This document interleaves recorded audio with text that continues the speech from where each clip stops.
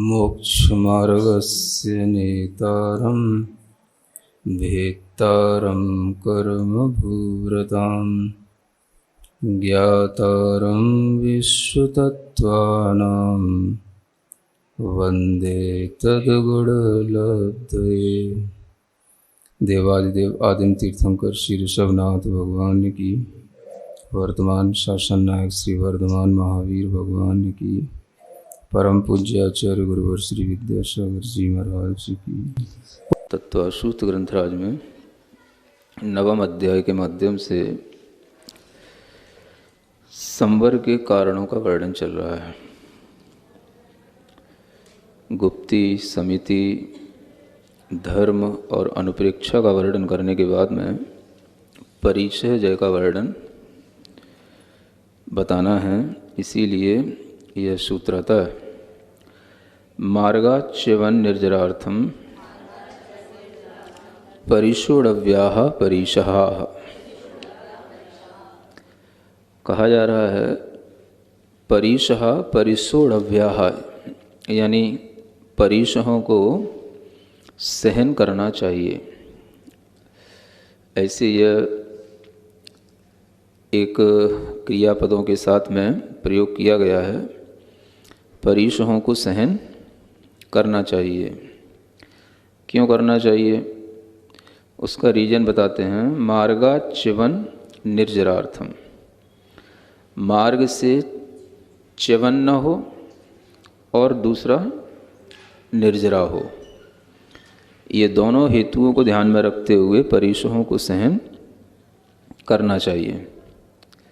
मार्ग का मतलब जो रत्नत्रय का मार्ग है, उस मार्ग से कभी भी स्खलन न हो, और जो मार्ग पर चलते हुए कर्म की निर्जरा का ध्येय है, वो ध्येय भी बना रहे। तो कर्म की निर्जरा करने के लिए एक उत्साह चाहिए पड़ता है। अगर उत्साह नहीं होता है तो विशुद्धि नहीं होती, विशुद्धि नहीं होती तो इस तरह के परिसहों को सहन करने की भावना भी पैदा नहीं होती। तो यहाँ पर जो परिसह शब्द है, पिछले सूत्र में परिसह जय शब्द आया था और यहाँ पर परिसह शब्द है। हम ये समझ सकते हैं कि परिसह का मतलब है परिसह को सहन करना, और परिसह जय जो है वो उस परिसह को सहन होने के बाद किया जाने वाला उसका परिणाम है। तो जब परिसह सहन की जाती है तो ध्यान भी रहता है कि हाँ, हमें परिसह सहन करना है और हम परिसह सहन कर रहे हैं। तो जब तक ये ध्यान रहता है, ये विज्ञान रहता है, तब तक वह परिसह को सहन करना कहलाता है। और जब सहन करते करते इतना अभ्यस्त हो जाता है कि उसे कुछ भी, उस परिसह से कोई बाधा नहीं होती, पीड़ा नहीं होती, कोई डर नहीं लगता, तो उसे कहा जाता है परिसह जय, है ना। तो वही चीज़ यहाँ पर एक अंतर के रूप में समझना कि यह जो इस सूत्र में बताया जा रहा है वो यहाँ पर परिसहों में प्रेरणा देने के लिए कहा जा रहा है। इसलिए यहाँ परिषोडव्य, यह तव्य प्रत्यय के साथ में जो कृदंत बनाया है उसके माध्यम से बताया गया है कि ये हमें परिसह सहन करना चाहिए। ये करने योग्य कार्य है। जब कोई विधेय कार्य होता है, कोई संविधान बनाया जाता है, कुछ विधि रूप में बताया जाता है कि हमें ये करना है, तो उसमें इस तरह से कहा जाता है ये करना है, करने योग्य है या करना चाहिए। तो उसको करने के लिए जो रीजन है वो यही दो ध्यान में रखना है कि एक तो अगर परिसह सहन नहीं किया जाएगा तो व्यक्ति अपने चरित्र से छूट जाएगा, रत्नत्रय से उसका धीरे धीरे स्खलन हो जाएगा, तो मार्ग से च्युत हो गया। और जब मार्ग से च्युत हो गया तो फिर उसके लिए निर्जरा का कोई साधन बचा नहीं। तो निर्जरा का साधन तभी तक बना रहता है जब तक वो मार्ग पर टिका रहता है। तो यहाँ पर उन्हीं परिसहों के बारे में एक जानकारी देने के लिए आगे का सूत्र आ रहा है कि वो परिसह कितने होते हैं, कौन कौन सी चीज़ें सहना है ना, उनके भी नाम गिनाए गए हैं कि आपको इतना ही सहना है, ज़्यादा नहीं सहना है। हाँ, तो वो गिनते गिनते कितने हो जाते हैं, 22 हो जाते हैं। आप लोगों को पता है मतलब सब कुछ है। क्षुत पिपासा शीतोष्ण दंश मशक नाग्न्यारति स्त्रीचर्या निषद्या शय्याक्रोश वद याचना लाभ, रोग तृणस्पर्श, मल सत्कार पुरस्कार, प्रज्ञा ज्ञाना दर्शनानि। ये 22 परिचय हैं, 22। सबसे पहला परिचय आ जाता है क्षुत परिचय। क्षुत माने होती है क्षुधा। क्षुधा माने भूख को जीतना। साधु है, तरह तरह से उसके लिए जो भूख मिटाने के साधन जो बताए गए हैं, जो फाउंडेशन इतनी ज़्यादा है, मूलाचार के अनेक तरह के नियम हैं, और उन नियमों का पालन करते हुए जो क्षुधा परिचय है उसे जीतने के अवसर अक्सर मिला करते हैं। क्योंकि एक तो उसको दिन में एक ही बार लेना है, और एक बार लेते हुए भी ये नहीं है कि दिन में कभी भी मिल जाए, जिस समय पर वो गया उसी समय पर मिल जाए। और मिलते हुए भी जो तरह तरह के उसके सामने नियम होते हैं, कानून होते हैं, उन सब कानूनों के तहत मिले, और नहीं मिले तो वापस लौट करके आ जाए, और फिर वह उसका आहार न हो, और फिर उसकी जो वेदना उसे दिन भर हो या रात भर हो, तो उसको भी वह अच्छे ढंग से शांत भाव से सहन करे। अगर आपका शरीर शिथिल पड़ेगा तो आपका मन भी जो है शांत तो रहेगा, लेकिन शिथिल पड़ जाएगा। तो वह शिथिलता इतनी रहे कि जो शरीर से संबंधित है, बाकी भीतर से मन के अंदर भाव ये रहे कि यह अपने लिए एक साहस को दिखाने का समय है, कर्म निर्जरा करने के लिए इस तरह के परिश्रमों को जीतने का समय है। और यह सब समय हर किसी के मतलब जीवन में आता है। तो ये ध्यान रखते हुए वह उस चीज़ को निकाल लेता है, पार कर लेता है। तो ऐसे जब अवसर आते हैं तो साधक को ध्यान रहता है कि देखो किन चीज़ों का कितना कितना महत्व है। समझ आ रहा है? तो ये भी एक पिपासा भी बड़ा परिचय है। जब प्यास भी लगी हो, गर्मी का समय हो, तपती धूप है ना, भूमि हो, विहार भी करना हो, और तरह तरह से ये भी पिपासा आदि की बाधाएं हों, तब उस समय पर भी केवल शांत भाव से अपने सामायिक में, अपने धर्म ध्यान में लगने का साहस बनाए रखना, ये पिपासा परिचय को जीतना होता है। और ये होगा ही, है ना। भले ही अंतराय उपवास ना हो तो भी ये पिपासा परिचय तो नहीं रहती। कभी टेस्ट नहीं करते हो आप लोग? इतना खाने पीने के बाद में फिर आपको प्यास नहीं लगती कभी? तो मुनि महाराज तो गर्मी में विहार भी करते हैं, बोलते भी हैं, उपदेश भी देते हैं, चलते भी हैं। तो उनके लिए किसी भी तरीके से उस समय पर जब ये पिपासा होती है तो पिपासा परिचय तो है। लोग कहते हैं कि परिचय है तो आप इसको सहन कर रहे हैं, तो सहन नहीं करना चाहिए। सहन करने का मतलब तो ये है कि आप जो है उस पर ध्यान दिए हुए हैं। तो ऐसा एकांत नहीं है। प्रारंभ में परिचय को सहन करने के लिए उस पर ध्यान भी जाता है, और सहन करते हुए भी वो ऐसी भावना नहीं करता है कि मुझे किसी भी तरीके से कुछ भी मिल जाए, या मुझे जो है कोई भी उस पिपासा आदि को दूर करने का कोई भी लाभ हो जाए। वो फिर दिन भर रात भर इस तरीके का कोई भाव नहीं आएगा। लेकिन जो पिपासा के कारण से कंठ आदि का सूखना है, ओठों का सूखना है, बोलने की हिम्मत नहीं रहना है, ये तो अनुभव में आएगा। और ये सब अनुभव में आते हुए भी वो कोई पीने की भावना कुछ नहीं रखेगा, न कोई जो है मुंह पे कुल्ला करने की, न मुंह के अंदर पहुंचाने की, ये कोई भावना नहीं रहेगी। उसे पता है अब ये कल ही ये कार्यक्रम होगा, अब बीच में कुछ भी नहीं होगा। तो इस तरह से जो पिपासा की भी वेदना है वो अपनी अलग है, और क्षुधा की जो वेदना है वो अलग है ना। तो ये पिपासा की वेदना मुख्य रूप से वैसे तो गर्मी के समय पे ज़्यादा होती है, लेकिन ऐसी कोई बात नहीं है। गृहस्थ अगर जानता है ठंड के दिनों में भी प्यास कम नहीं लगती है ना। कुछ लोग तो ऐसे हैं कि उन्हें हर 1 घंटे में पानी चाहिए। तो ऐसी स्थिति वाले लोगों के लिए इस प्रकार के व्रतों को धारण करना कठिन हो जाता है। इसलिए आप ये ध्यान रखें कि इन व्रतों के साथ साथ जो यहाँ परिश्रमों का वर्णन किया जा रहा है, ये विशेष रूप से कर्म की निर्जरा और संवर करने के उपाय हैं। ये शरीरगत व्याधियां हैं, इनको जीतना है। इसी तरीके से शीत परिचय है। शीत माने ठंड का वातावरण। और उस शीत के परिचय में भी किसी भी तरह से, चाहे कितनी भी शीत लगे, ठंड लगे, ठिठुरना हो जाए, लेकिन ऐसा नहीं कि कौन सा जीवन मिल गया, ये क्या करना पड़ रहा है, ना चादर है ना कंबल है, ऐसा भी कभी भाव नहीं आना, है ना। और उसको बिल्कुल प्रसन्न भाव के साथ में, समता भाव के साथ में, शांत भाव से, बिल्कुल इस तरह से कि जैसे कुछ है ही नहीं है, इस तरह से जो जीतने का भाव रहता है उसको बोलते हैं परिसह जय। और ये तभी होता है जब हम, कुछ परिसह तो ऐसी हैं जो शारीरिक होती हैं और कुछ परिसह ऐसी जो मानसिक हैं। अभी ये जो बताई जा रही है शारीरिक परिसह है, तो शारीरिक परिसहों को जीतना फिर भी सहज होता है। कैसा होता है? सहज होता है। सहज इसलिए होता है कि कम से कम वो कष्ट शरीर को ही हो रहा है और उसमें थोड़ी सी भेद विज्ञान की अनुभूति भी अच्छी हो जाती है ना। लेकिन मानसिक परिसहों को जीतना थोड़ा सा कठिन होता है। लेकिन ये भी बात सत्य है कि जो शारीरिक परिसहों को जीत लेता है वो मानसिक परिसहों को भी जीत लेता है। तो ये शारीरिक परिसह हैं। शीत है, उष्ण है, उष्ण माने गर्मी का भी समय आता है, तो गर्मी की वेदना अलग है, ठंड की वेदना अलग है। ये दो ही प्रकार के परिसर रखे गए हैं, शीत का और उष्ण का। बरसात का कोई परिसर नहीं होता। हाँ, बरसात का परिसर शायद ही आगे लिखा हुआ है, दंश मशक परिसर। ये बरसात का परिसर है।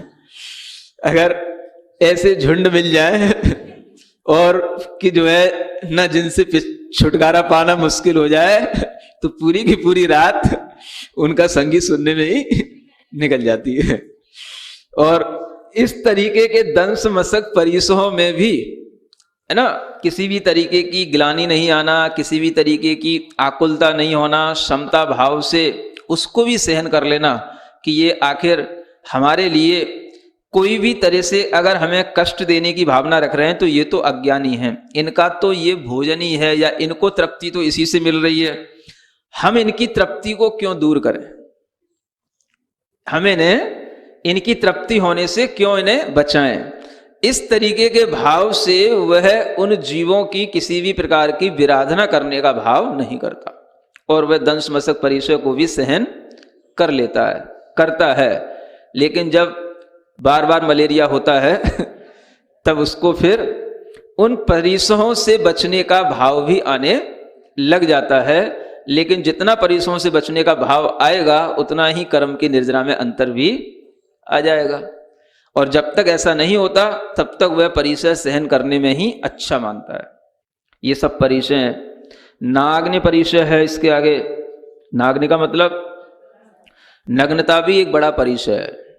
आप दिगंबरत्व रूप को धारण किए हैं, सभी स्थानों से आपको गुजरना होगा, सभी जगहों से आप निकलेंगे, लोग किसी भी तरीके से, कहीं पर अभिवादन भी होगा तो कहीं पर क्या विरोध भी होगा, कहीं पर जो है गाली गलौज भी सुनने को मिल सकती हैं, कहीं पर जो है स्तुति के वचन भी सुनने को मिल सकते हैं।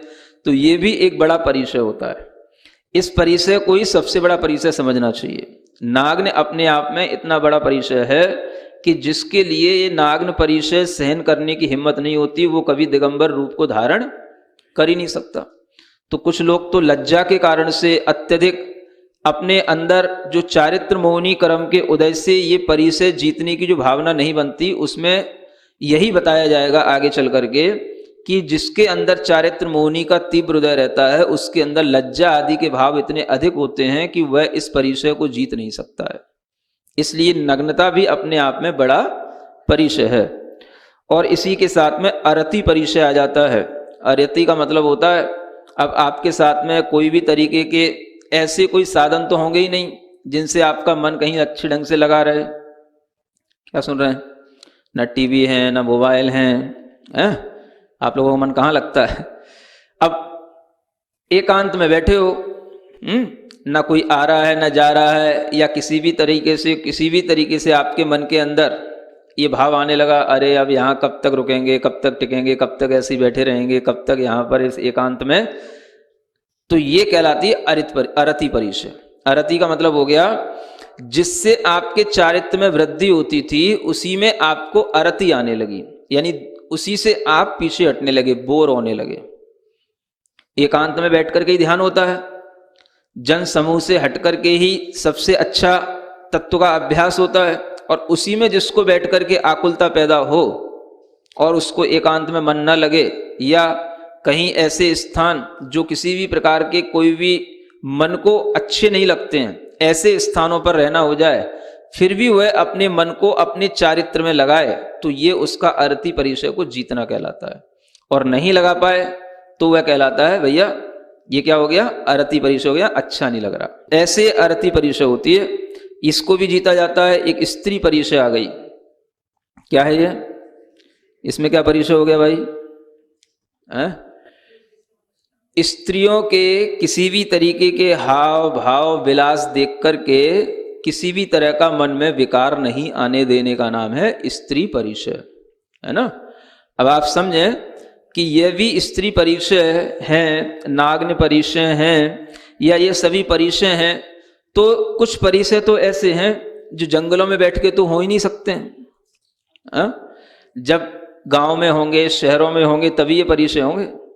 तो इसलिए जो लोग एकांत से बोलते हैं कि मुनि महाराज को जंगल में ही रहना चाहिए, वो बहुत सारे परिचयों की कमी करा देंगे। जितने परिचय मुनि महाराज को शहरों में बीच में बैठ करके हो सकते हैं, उतनी परिचय कभी भी एकांत में बैठ के नहीं हो सकते, है ना। तो वहां पर स्त्री परिचय भी कहाँ होगा? जहां पर जन समुदाय होगा, वहीं पर स्त्री परिचय होगा। इसीलिए यह परिचय सब जगह रहते हैं। मुख्य रूप से जहां पर विशेष जन समुदाय होता है वहां पर भी परिचय होते हैं, और जो एकांत में होने वाले परिचय होते हैं वो बहुत थोड़े हैं, जैसे अरति परिचय वगैरह है, ये एकांत के परिचय हैं। इसी तरीके से यहाँ पर चर्या परिचय कहा गया। चर्या का मतलब होता है चलने में, विहार करने में। चूंकि उनके पैरों में कोई भी जूते चप्पल कुछ नहीं होते हैं, लंबा एक गांव से दूसरे गांव, एक शहर से दूसरे शहर जब विहार किया जाता है तो जो कष्ट होता है उसका नाम है चर्या परिचय। यानी किसी भी तरीके की उबड़ खाबड़ सड़कें हैं, कटील कांटे कांटे पड़े रहते हैं, कई जगह पर इस तरीके की मतलब विषमताएं होती हैं चलने में, कि उन सबको लांघ करके उन्हें अपने गंतव्य तक पहुंचना होता है, तो उसमें जो कष्ट होता है उसका नाम कहलाता है चर्या परिचय। समझ आ रहा है? सड़कें भी सब जगह बिल्कुल एक जैसी नहीं होती हैं। कई जगह पर किलोमीटरों तक उखड़ी पड़ी रहती हैं सड़कें, और उन सब जो है कंकड़ पत्थर कई बार तो ऐसी मिलती हैं कि पैर रखने को जगह नहीं मिलती है। मतलब कि कहीं पर भी पैर का बैलेंस बने इसके लिए भी स्थान नहीं मिलता। इतना पूरा का पूरा किलोमीटरों तक उखड़ी हुई सड़कें रहती हैं कंकड़ पत्थरों से सहित, तो भी जो है उन सबको लांघ करके पार जाना होता है। और इसी के साथ में जो कष्ट होता है इसको बोलते हैं चर्या परिचय। ये भी एक चलने का भी परिचय होता है। इसी तरीके से होता है निषद्या परिचय। निषद्या माने बैठना। बैठ करके भी ऐसा नहीं कि किसी भी तरीके से बैठ जाना। बैठ गए तो बैठने का एक आसन होता है, उस आसन पे बैठे हैं, लंबे समय तक बैठते हैं, तो उससे भी जो शरीर में कष्ट होता है उसको भी सहन करने का नाम कहलाता है निषद्या परिचय, है ना। ना तो चलने का सुख है, ना बैठने का सुख है ना, और ना सोने का सुख है, क्योंकि यहाँ पर एक शैया परिचय भी लिखा हुआ है। शैया का परिचय का मतलब है कि ऐसे नहीं कि जैसे आम आदमी चित्त लेट गया, ऊपर खुर्राटे ले रहा है मुंह बा करके, ऐसे नहीं सोया जाता है। विश्राम करने के लिए भी एक आसन से लेटना है ना। एक आसन का मतलब एक करवट से, और उसी करवट से लेट करके उसी करवट से उठना है। ये सबसे बड़ा परिचय ये भी होता है ना। ऐसा नहीं कि बार बार जो है करवटें बदल बदल करके रातें निकालनी पड़े। एक करवट से लेट करके चाहे कैसे भी लेट जाओ, एक करवट से लेटना, उसी से उठना, है ना। और उसमें भी लेटने के तरीके तक बताए गए हैं, या तो दंडाकार या धनुषाकार, है ना। दंडाकार का मतलब पैर फैला करके सीधे करवट से, और धनुषाकार का मतलब होता है पैर मोड़ करके, है ना। तो ठंड में पैर मोड़ करके, गर्मी में सीधे फैला करके, एक करवट से लेट करके अपने लिए जितनी निद्रा आ जाए उतने में अपने को बिल्कुल फ्रेश महसूस करते हुए, और जब इस तरीके से ना बने तो अपना आत्म ध्यान में लगते हुए उस सैया के सुख को प्राप्त नहीं करना है, किंतु उस सैया में भी एक केवल शरीर की थकान को मिटाने का भाव रखते हुए सिर्फ विश्राम करने का भाव, तो वह सैया परिचय बन जाती है, क्योंकि उसमें भी उन्हें वो सुख नहीं मिलता है ना। और जब इस तरीके से कोई भी मुलायम कोई बिस्तर तो होते नहीं, और किसी भी तरीके के ये जो साधन है पाटे वगैरह जो भी होते हैं लकड़ी के, तो सब कठोर आसनों पर लेटने का भी अपने आप में कोई सुख नहीं होता, तो ये भी एक परिचय को सहन कहलाता है, सहन करना कहलाता है। ठीक है, ये सभी क्या है, ये सभी तो अभी तक देखा जाए ज्यादातर ये सभी शारीरिक परिचय हैं। मानसिक परिचयों में ये प्रारंभ होता है, जैसे ये आक्रोश परिचय है ना, अरति वगैरह भी मानसिक परिचय कह सकते हैं, अरति है, स्त्री परिचय है, ये मानसिक परिचय है। आक्रोश है ना, आक्रोश का मतलब सामने वाला आपके लिए कुछ भी बुरा भला कहेगा, आपको गालियां भी दे सकता है, आपके लिए किसी भी तरीके की हंसी मजाक कर सकता है, आपके ऊपर किसी भी तरीके के व्यंग्य कर सकता है, और किसी भी तरीके से आपके लिए आपके कुल धर्म आदि को भी बुरा कह करके आपको उकसा सकता है। तो क्या होगा, आपको उस समय पर किसी भी तरीके के आक्रोश का भाव उसके मन में नहीं लाना। वो कुछ भी कह सकता है, सामने वाला कहने के लिए स्वतंत्र है। वो धर्म को भी गाली दे सकता है कि देखो जैन धर्म में ऐसा होता है, ऐसे लोग होते हैं, है ना, कभी नहाते नहीं है, ऐसे ही घूमते रहते हैं, ऐसा वैसा कुछ भी कह सकता है ना, गंदे लोग होते, कुछ भी कह सकता है। तो ये सब भी सुन करके आक्रोशित नहीं होना, इसका नाम क्या है, आक्रोश परिचय।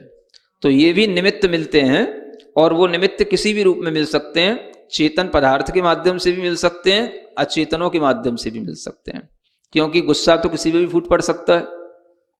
कोई भी अचेतन वस्तु भी अगर अपने अनुकूल नहीं पड़ती है, प्रतिकूल पड़ती है, तो आदमी उसको भी उठा के फेंक देता है। तो किसी भी तरीके के निमित्त मिलने पर आक्रोशित नहीं होने का नाम ये आक्रोश परिचय को सहन करना है। और ये आक्रोश बढ़ता हुआ वध तक भी पहुंच सकता है। सामने वाला आपके लिए गाली दे रहा हो, उतना भी सहन करना है, और गाली के साथ साथ मारने की भी भावना करे तो मरने के लिए भी तैयार रहना है ना।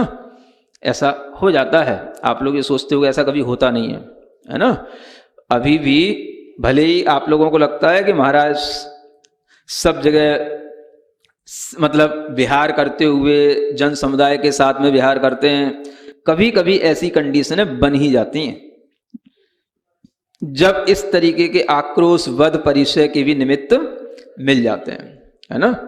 जब भगवान महावीर स्वामी की जन्मस्थली कुंडग्राम में दर्शन करने गए थे, तो वहां से लौटते समय पर इसी तरीके का एक प्रसंग बन गया था, है ना। एक व्यक्ति, बिल्कुल सिंगल रोड थी और बगल की एक छोटी सी दुकान पर खड़ा था, और उसने वहां पर एक कटारी निकाल ली और गुस्से में खूब गालियां देता हुआ इंतजार कर रहा था कि जब आएगा तो मैं इसके ऊपर वार करूंगा।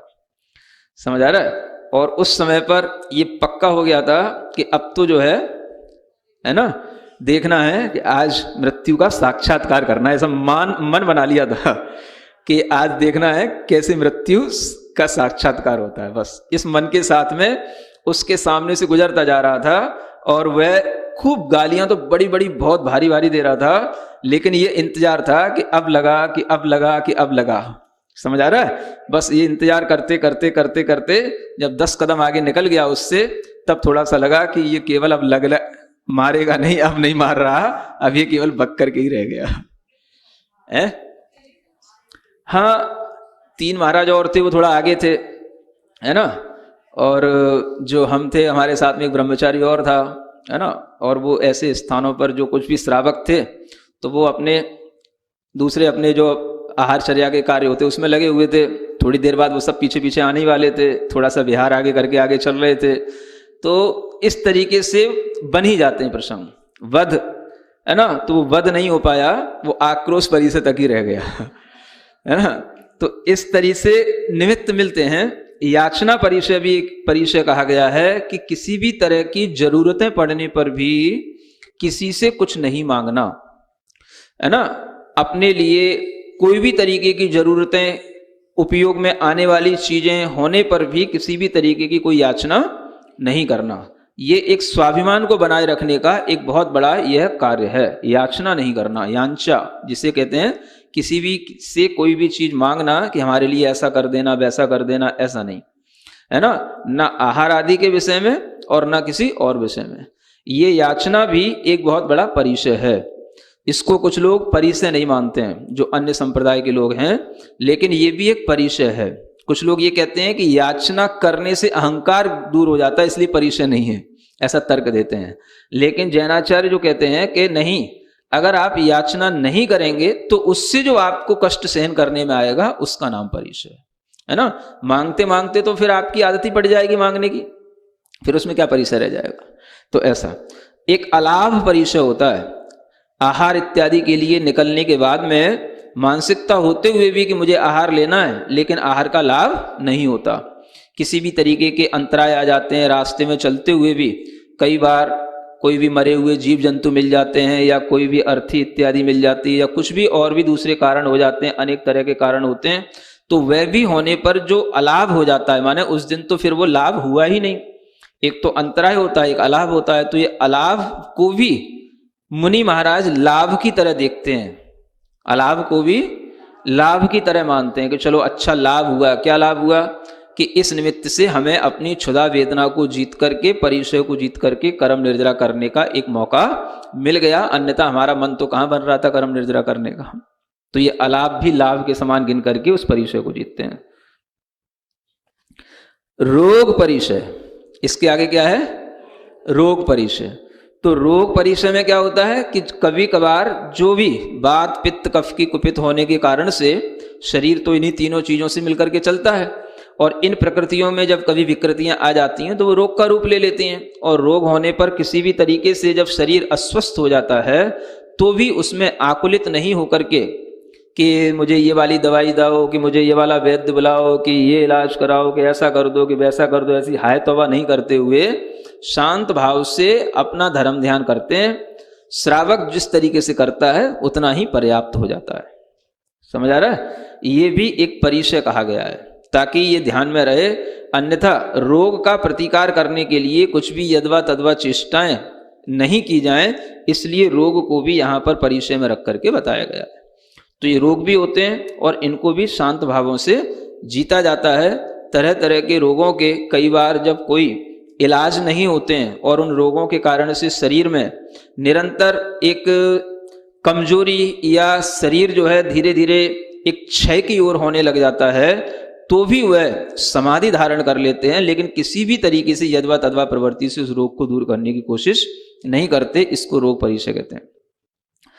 तृण स्पर्श परिचय, ये क्या है? चलते हुए भी तृण स्पर्श परिचय होता है। कहीं बैठने के लिए भी कोई तिनके आदि जो होते हैं उनके लिए भी तृण स्पर्श परिचय होता है। तो ये जो कुछ भी चुभने वाली चीजें हैं, तृण स्पर्श में सभी चीजें आ जाती हैं, है ना। कंकड़ हैं, पत्थर हैं, किसी भी तरीके के कांटे हैं, कुछ भी चीजें चुभती हैं, फिर भी चलना तो चलना ही है। तो वो सब चीज चुभन को सहन करते हुए भी उसको समता भाव से अपने अंदर उसको ये समझ करके कि ये कर्म निर्जरा का कारण है, सहन करने का नाम तृण स्पर्श परिचय कहलाता है ना। मल परिचय होता है, नहाते नहीं है तो शरीर में तरह तरह से मैल भी लग जाता है, उसको भी सहन करना, उसकी भी एक अपनी अलग तरीके की बेचैनी होती है, खुजली होती है, ये सब भी उनके लिए सहन करने का नाम कहलाता है मल परिचय। एक होता है सत्कार पुरस्कार परिचय, ये है मानसिक परिचय, है ना। सत्कार पुरस्कार का मतलब कि किसी भी काम में आगे आगे होना, आगे आगे करना, कभी कभी नहीं कोई करे तो उसमें आपने हमारा नाम क्यों नहीं बोला, आपने हमको आगे क्यों नहीं किया, आपने हमारा नाम क्यों नहीं लिया, हम भी क्या किसी से कम हैं क्या, आप हमें नहीं पहचानते क्या। ऐसी तरह तरह की जो मानसिकताएं बन जाती हैं, इसका नाम क्या है? सत्कार पुरस्कार। बन सकती है ना, बन जाती हैं। समझ आ रहा है? हाँ, हो जाता है कि एक बार की बात है ना, मतलब एक तीर्थ स्थल पर एक महाराजों का, दूसरे अन्य संघ के महाराजों का एक संघ था और उसी समय हम भी वहां पर पहुंच गए एक तीर्थ पर। तो वहां पर सुबह सुबह जो है शांति धारा वगैरह और अभिषेक वगैरह का कार्यक्रम था, कमेटी के लोगों ने बुला लिया, वहाँ पहुँच गए। अब वहाँ पहुँच गए तो वहाँ पर वो भी महाराज बैठे हुए थे पहले से, और हमको भी उन्होंने वहाँ बैठा लिया। अब वो जब हम वहाँ पहुँचे तो वो हमारे गुणगान करने लग गए कि ये महाराज ऐसे हैं, वैसे हैं, ऐसे वैसे हैं। तो उन महाराज को वो लगा कि क्या यही सब कुछ है, हम कुछ नहीं है। तो कई बार ऐसा हो जाता है, समझ आ रहा है? इसको बोलते हैं सत्कार, पुरस्कार, परिचय भी एक मानसिक कमजोरी ही है। आखिर मनुष्य तो मनुष्य ही है, अपने सामने किसी दूसरे की प्रशंसा सुन पाना, है ना, हर एक का काम नहीं होता। तो आत्म प्रशंसा तो सबको अच्छी लगती है, पर प्रशंसा सुनकर के भी प्रसन्न होना ये थोड़ी बड़ी चीज होती है। और ये आ जाती है तो ये परिचय फिर कुछ नहीं है, और नहीं आती है तो भीतर ही भीतर एक अलग तरीके का क्लेश बना रहता है। इसे मानसिक संताप कहा जाता है, मन का ताप। तो ऐसा हो जाता है ना, अन्यथा नहीं लेना, होता रहता है। सब में कमजोरियां सबके अंदर होती हैं। प्रज्ञा परिचय भी होता है। अब ये भी एक बड़ा परिचय रखा गया है। इसका क्या नाम है? मतलब कि ज्ञान की अधिकता होना भी एक परिचय हो जाता है। प्रज्ञा अधिक होना, ज्ञान अधिक होने का नाम भी एक परिचय है। ये क्या परिचय हो गया महाराज, समझ आ रहा है? वो ये परिचय हो गया कि इसमें जो प्रशंसा होती है उस प्रशंसा को भी समभाव से सहन करने में कष्ट होता है। नहीं समझ आ रहा है? आपकी कोई प्रशंसा करे और आपको भीतर से शांति का भाव बना रहे, गुदगुदी ना आए। गुदगुदी समझते ना? हाँ, बड़ा अच्छा बोल रहा है, और बोल लेता थोड़ा सा, 1 मिनट में क्यों रुक गया और थोड़ा सा बोलता। तो इस तरीके का जो भाव है, ये प्रज्ञा को, जो प्रज्ञा थी उस प्रज्ञा का ही ये परिचय है।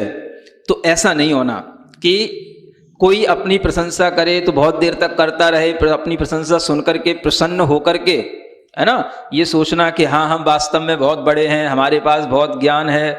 इस तरीके का विचार जो मन में नहीं आने का नाम भी प्रज्ञा परिचय है ना। ये क्या कहलाता है? हाँ, और एक अज्ञान परिचय है। दोनों ही परिचय रखे गए हैं। तो प्रज्ञा में भी परिचय और अज्ञान में। अज्ञान में माने किसी चीज का ज्ञान नहीं है, तो लोग देखते हैं, कहते हैं कि इन्हें कुछ आता जाता है नहीं, कुछ ज्ञान है नहीं, साधु बन गए। तो वो भी सहन करना, हाँ, कहने वालों को कोई रोक सकता क्या? तो वो भी एक सहन करने की चीज है। किसी को ज्ञानावरणी कर्म का क्षयोपशम ज्यादा ना हो, तो उसके लिए कोई चीजें ज्यादा रटती ना हो, याद करने में ना आता हो, बोलने की शैली ना हो, कुछ समझा ना पाता हो, तो कई बार ऐसा भी हो जाता है। तो उसको भी सहन करना होता है। अज्ञान परिचय, समझ आ रहा है? एक बार अपने बचपन में मुझे ध्यान है, एक मुनि महाराज को शहर में लाए, समझ आ रहा है? उनका आगमन हुआ बड़े अच्छे गाजे बाजे के साथ। उन मुनि महाराज को मुख्य रूप से अपन ही लाए उसको, ये समझ लो, है ना।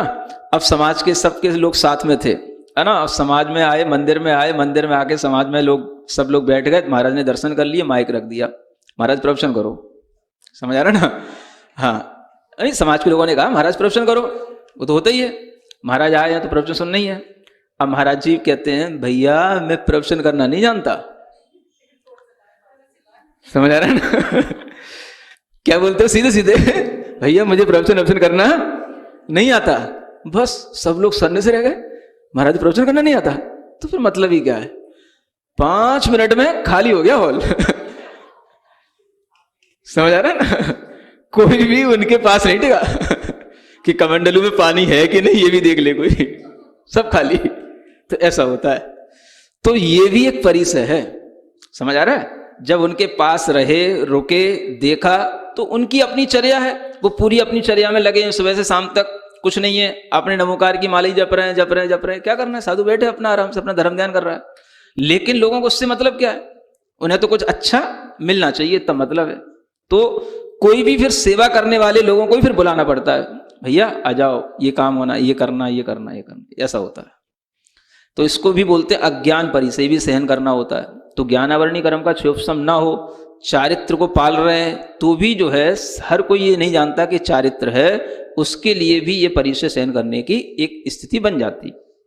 और एक अंत में आता है अदर्शन परिचय। क्या परिचय?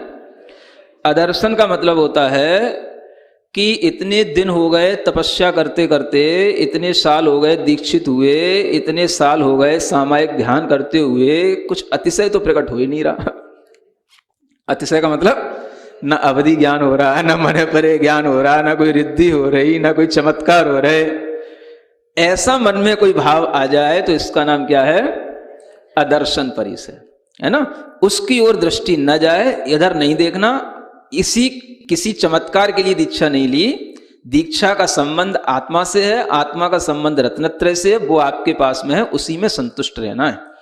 तो ये चीजें जो हैं वो उस आत्मा को अपने आप में संतुष्ट करा देती हैं। इसलिए इन कष्टों के समय पर भी उस कर्म की निर्जरा जो अन्य समयों पर नहीं होती वो उस समय पर हो जाती है ना। क्योंकि जैसे आप देखते हो कि अचानक से अगर किसी के लिए कभी चोट लगती तो आदमी एकदम से क्या हो जाता है? सहम जाता है, बिल्कुल अपने में आ जाता है, आंख बंद कर लेता है।